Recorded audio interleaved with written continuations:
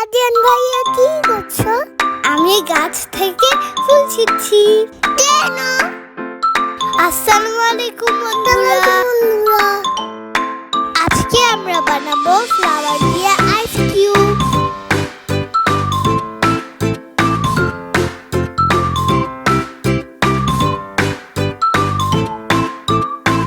এটা বানাতে আমাদের লাগবে ডিমের খোসা, ফ্লাওয়ার, পানি।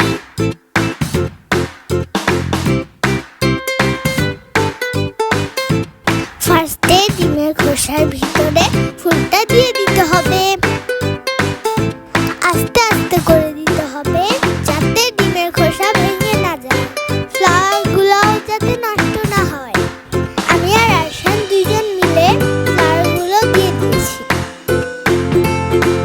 এরপর ডিমের খোসার ভিতরে পানি দিয়ে দিতে হবে। আমি দিয়েছি, আবার আরশানও দিয়েছি।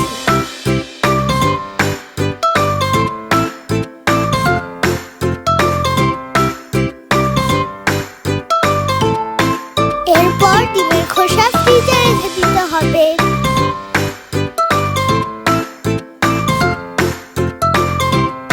তারপর যখন পানিটা জমে গিয়েছে, আমরা ফ্রিজ থেকে বের করে আস্তে আস্তে ডিমের খোসাটা ভেঙে বরফটা বের করে নিয়েছি।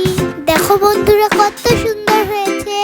একটু নষ্টও হয়ে গিয়েছে, কিন্তু আমার কাছে অনেক ফানি লেগেছে।